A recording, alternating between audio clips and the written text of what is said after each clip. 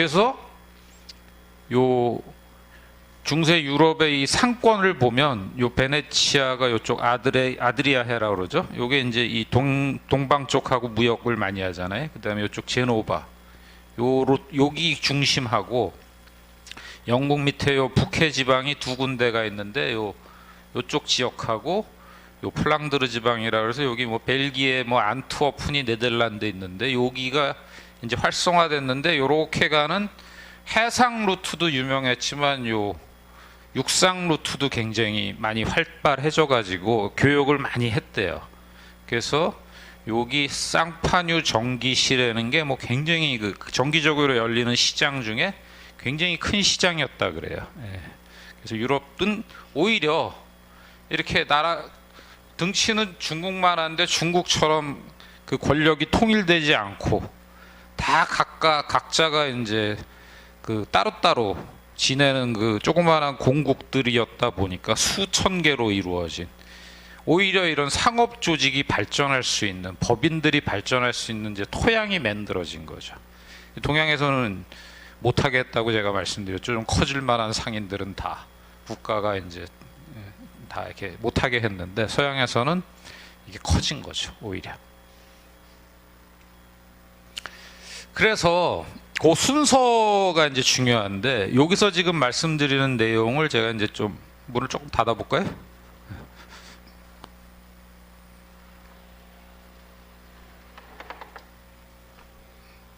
중요한데 그 자산하고 금전거래 유형은 대체로 뭐 여기서 조금 벗어난 건 있지만 이렇게 네 가지 형태로 이루어져요. 그리고 금융 상품도 요 네 가지 중에 하나예요. 그래서 중개, 위탁, 대차, 신탁 한 요 네 가지 정도로 다 이루어져요. 그래서 요거는 뭐 들어보시면 금방 아실 수 있는 개념인데 제일 단순한 게 중개예요.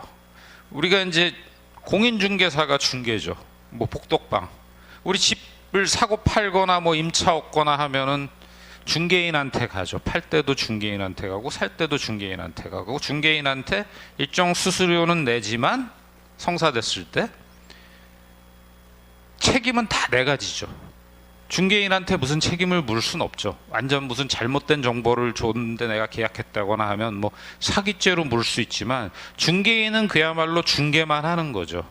그래서 제가 말씀드린 바와 같이 초기 이탈리아의 뭐 은행들은 처음엔 중개만 했다고 말씀을 드렸죠. 그때는 뭐 A라는 왕한테 돈을 빌려주는 큰 상인이 있다 그러면은 은행이 중개는 하지만 은행을 믿고 하는 게 아니라 그 왕을 믿고 해야 되는 거니까 그거에서 증인만 서주는 거지. 그 은행이 무슨 책임을 져주는 건 아니죠. 그게 중개예요. 그러니까 지금 복덕방하고 그 공인중개사가 똑같은 게 중개고요.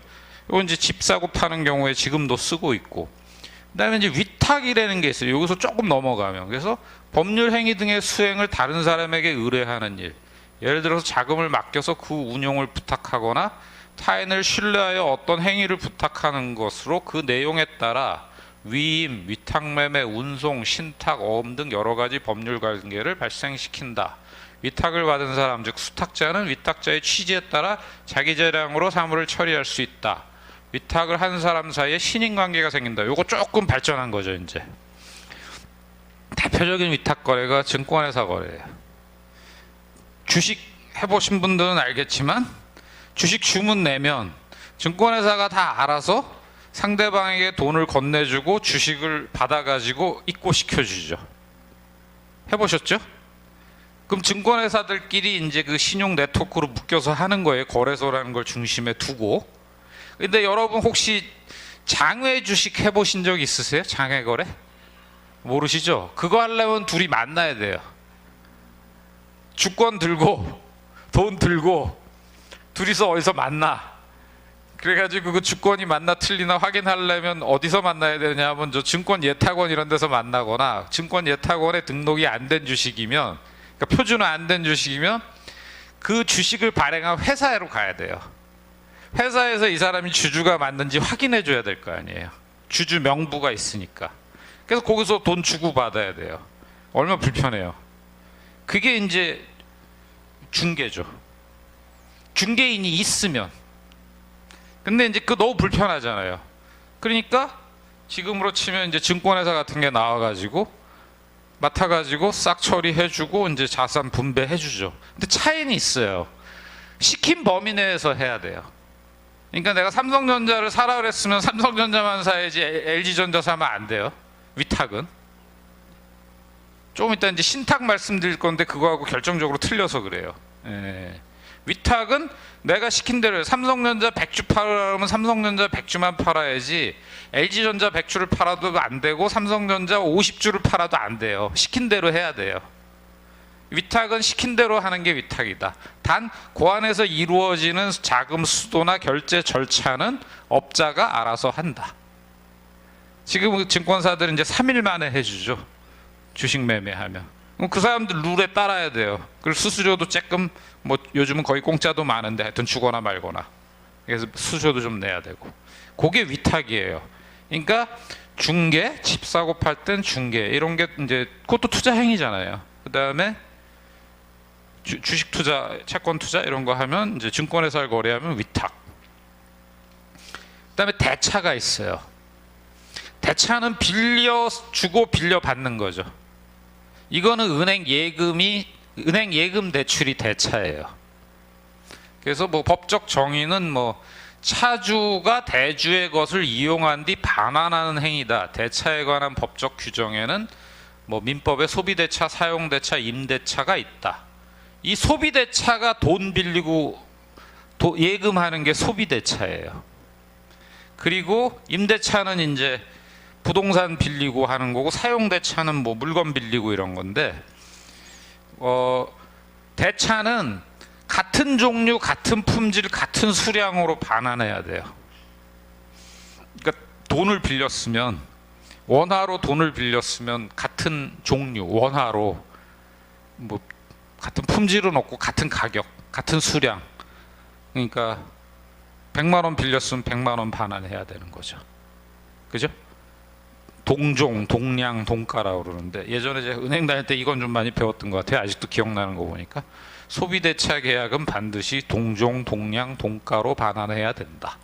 그러니까 같은 가격으로 하면 되죠. 단 이자가 있냐 없냐 이거는 이제 유상계약이냐 무상계약이냐 그 차이인 거죠. 예. 여러분들 그냥 무상으로도 돈 많이 빌려주시잖아요. 아는 사람들끼린 그냥 원금만 받죠. 그때 달러로 가져오면 환율로 또 이렇게 계산해서 같은 가격으로 받지. 옛날에 100달러 빌려줄 때 10만 원이었는데 환율이 뭐 많이 변해가지고 그 100달러 가치가 20만 원 됐다 그러면은 우리 원화로 기준으로 했으면 거꾸로 말씀드렸다.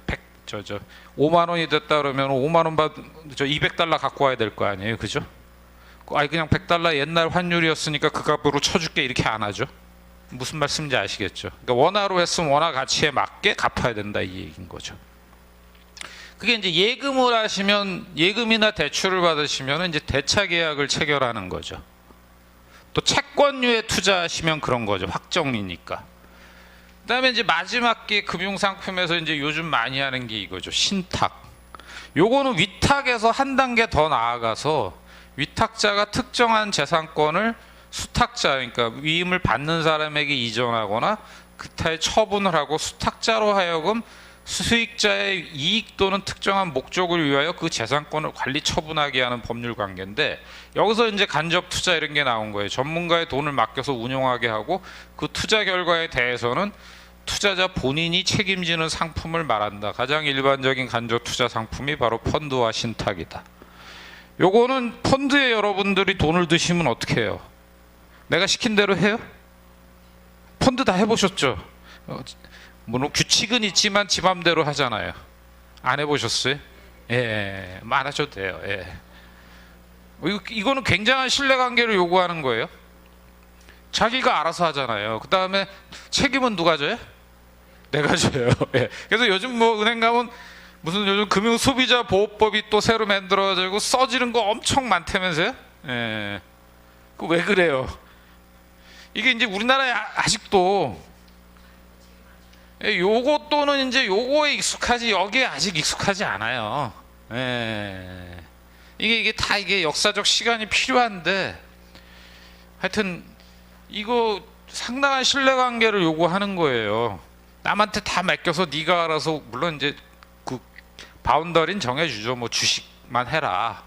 하지만 주식 해가지고 뭐 엄청나게 손해를 난다고 해도 그 회사가 책임지는 건 없죠.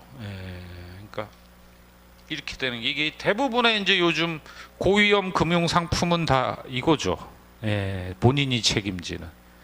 이것만 하면 너무 이자율이 낮잖아요. 요즘 특히. 예전엔 그래도 이것도 쓸만했는데 두 자릿수 주던 시절도 있었고, 뭐 2000년 저 금융위기 이전만 해도 그래도 한 4, 5%는 줬잖아요. 은행 가서 5, 6%도 받고. 근데 요즘은 뭐 1%도 안 주니까 어쩔 수 없이 이제 자꾸 이쪽을 보는데, 이게 위험이 있죠. 그러니까 이건 조심을 하셔야 되는데, 그렇다 그래서 이제 하여튼 위탁에서 좀 더 나아간 게 이거다.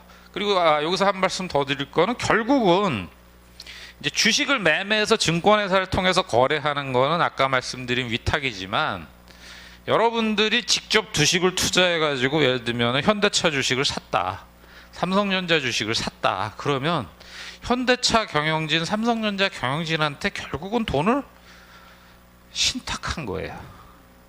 요 계약 관계예요. 여러분 주식 사면 그 돈이 뭐 유통시장에서 뭐 팔고 나간 놈 있으니까 결국은 그 돈이 이제 현대차로 들어간 거잖아요. 그러면 저 현대차 회장이 누구죠? 하여튼 뭐 그렇게 모인 돈을 내가 어디다 쓰겠습니다라고 여러분들한테 일일이 다 동의 받나요? 안 받나요? 안 받잖아요. 그거 자기가 알아서 하잖아요. 그 신탁 관계죠. 주식에 직접 투자하는 것도 신탁 관계다. 다 여기서 파생된 거다. 이런 이제 법인격을 얘기하다 보니까 막 법인들이 행위를 해야 되는데, 이런 것들을 이제 일찌감치 서양에서는 아까와 같은 역사와 흐름 속에서 이제 법률로 다 정하기 시작하는 거죠. 그리고 관리자도 있고. 그래서 단 여러분들이 만약에 삼성전자나 현대차가 발행한 3년짜리 2%의 확정이자를 지급하는 채권을 샀다. 그러면 무슨 관계죠? 그거는?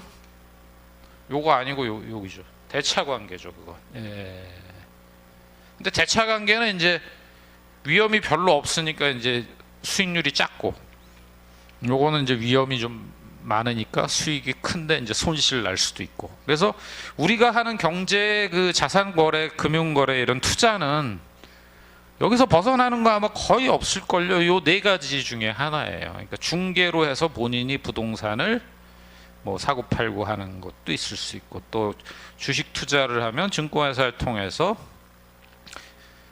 뭐 지금은 이렇게 안 하고 직접 하는 사람 없으니까 이거 이렇게 위탁 매매를 하게 되고, 그 다음에 대차 거래는 은행 가서 예금 들고 대출 받으면 대차 거래고, 기업의 회사채를 사면 대차 거래고, 은행 가냐 증권회사 가서 펀드 가입하거나 또 주식을 사거나 하면 주식에 투자하면 그거는 신탁 관계고, 요 네 가지 관계 중에 하나의 법률 행위를 내가 하는 거다, 이렇게 생각하시면 되고요. 뭐 당연한 얘기지만 제가 한번 이제 구분을 쉽게 하시라고 말씀드린 거죠. 이게 나중에 이제 금융상품으로 다 연계가 되고, 요런 과정을 유럽에서는 수백 년에 걸쳐서 차곡차곡 밟아왔다라는 얘기를 제가 지금도 말씀드렸고, 지난 시간에 걸쳐서 말씀드린 거죠. 처음 은행가는 그 각 채권 채무자가 만나는 사이에서 이제 임석해서 기장만 해주던 차원에서